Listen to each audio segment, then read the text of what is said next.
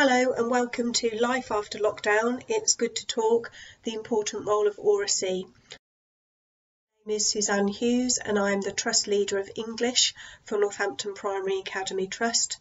And we're based in the heart of Northampton, where we're a collection of 11 schools working in collaboration as one entity to maintain high educational standards. Here are the objectives for this session. It's all about oracy. As a trust, we've looked at the English curriculum and how actually oracy, learning to talk and talking to learn, overarches and encompasses all of the other elements.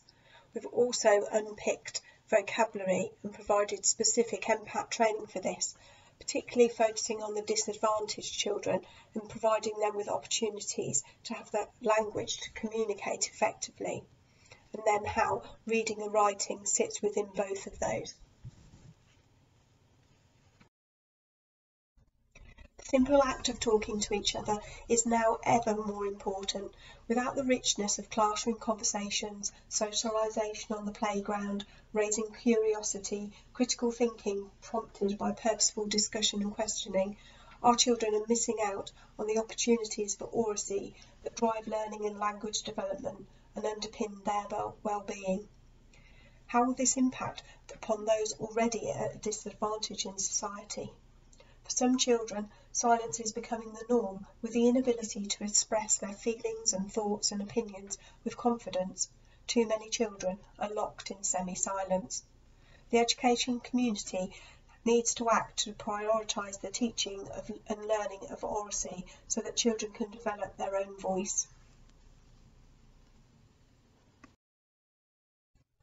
A number of organisations have developed resources that explore curriculums for oracy, including Voice 21, whose oracy framework is depicted here with the 4 strands. I believe, though, social and emotional strand will be even more important at the moment. Despite the fact that spoken language forms 1/3 of the English curriculum, its teaching in schools has often been neglected. All too often, oracy is seen as an activity to support other subjects. Whilst oracy is important for facilitating learning across the whole curriculum, we must also think carefully about how to teach oracy itself. We need to provide all the effective teaching strategies that we do in reading and writing. As we return to the wider opening of schools, well-being and the emotional toll and impact of the global pandemic is at the forefront of our minds. The need to support our pupils through the storm to get back to a new and improved normal. The Communication Trust in 2017, talking about a generation, looked at how young people with poor communication skills are 1.5 times more likely to have mental health difficulties in the future. It's so important to give them that voice to be able to share and express their emotions and feelings, empowering them through vocabulary, maybe by the use of target boards and structure purposeful talk, using sentence stems and modelling for both pupils and adults, so they can have that confidence and self-esteem to be able to identify and monitor their emotions. We need to create the right culture for students to talk and to listen to each other. We need to think about the awareness of audience and building those strong bonds and relationships to provide a sense of belonging and to be able to resolve conflicts. It's been so difficult to achieve discussions during remote lessons, and we're losing the rich power of talk.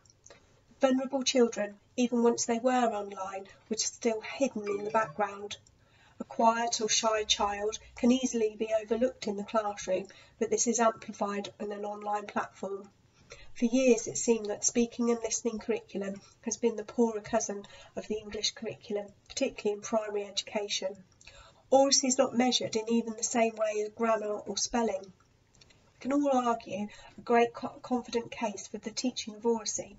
However, teaching oracy explicitly is so important. An excellent place to start is by looking at speaking frames or language structures, vocabulary target boards, photos or story maps, or talking through planning before writing each week. Discussion guidelines need to be created in collaboration with the class. Invest time in setting up talk partners, where A goes first so there's not a wall of sound, and then you can scan for half of the class who should be demonstrating positive listening. You can also then join in a C for a trio, and they are the silent summariser or the talk detective. We'd be using sentence stems like, "It sounds like you both agree on," or "the main ideas you raised were." Children can invite others into the conversation and value everyone's contribution. Now is the time to make time for oracy.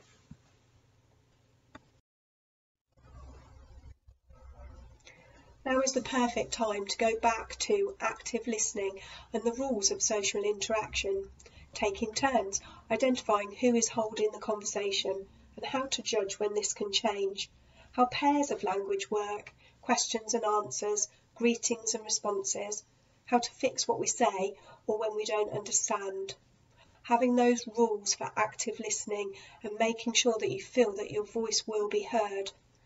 Making sure that we're learning from both adults and peers through that modelling in lessons, and making sure none of those teaching points are missed due to lack of engagement and listening. We need to make the richness in discussion and debate. It's really important to make sure that we're all tracking the speaker, and this is the work from Doug Lemov, Teach Like a Champion's Teacher's Toolkit. We're raising the profile of talk and making sure that everyone's engaged and listening 100%. We need to scaffold the listening by using accountable talk strategies. Working remotely really highlighted the importance of non-verbal communication. Showing that you care builds trust, leading to calmer, more purposeful environments. Looking at all of the non-verbal cues of voice and volume, intonation. Looking at how actually the adults and pupils could model different hand gestures to provide positive affirmations, and helping the teacher take control of classroom discussions through children showing whether they agree or respectfully disagree or want to challenge a point or build on it. Now is a good time to prioritise talking environments, getting children to perform poetry and plays, displaying usual objects to encourage children to talk about them, having boxes of wonder to provoke discussion, taking talk home learning with topics to discuss, for example, philosophy for children sessions or thought funks. Flip the learning with reading being sent home and then having the rich discussion around the text or points, collecting different views and ideas. If they can't say it, they're never going to write it. Think about whether oracy is celebrated. Are children's comments collected and displayed in speech bubbles? Making sure we have high expectations for oracy from being a really good role model from all adults. Verbalising making oracy choices is an effective way to phrase speech and key to supporting development. Feedback about oracy is really helpful, and correcting children when they make a mistake. Thinking about the C role in the talk partners of ABC. Make sure oracy is fun, having debates, doing role plays and games together, and making sure oracy takes centre stage. Thinking about drama and that visceral nature of it, and how we can become the character saying their words, talking their talk. Particularly at the moment, it's invaluable, providing a whole new layer of words that they can make their own and practice and deliver them. Whilst I was Deputy Head of Rectory Farm Primary School, we really looked at how we could provide opportunities to practice oracy and weave them throughout the school day, looking at assemblies and making them talk rich, providing opportunities for pupils to act as guides and prepare for an audience, changing lunch times to be more like a family lunch, sharing food and talk topics and having those high expectations for dinner table voices, providing training for adults to use standard English as a model, looking at how the school council could be advocates for talk and take it back to the classroom. It was really important to make it part of the school day and not just something that happened in classrooms. Thinking about speaking for change and all of the benefits that we can get from some fantastic organisations that we've all got access to. Thank you so much for listening, and I hope you found it useful.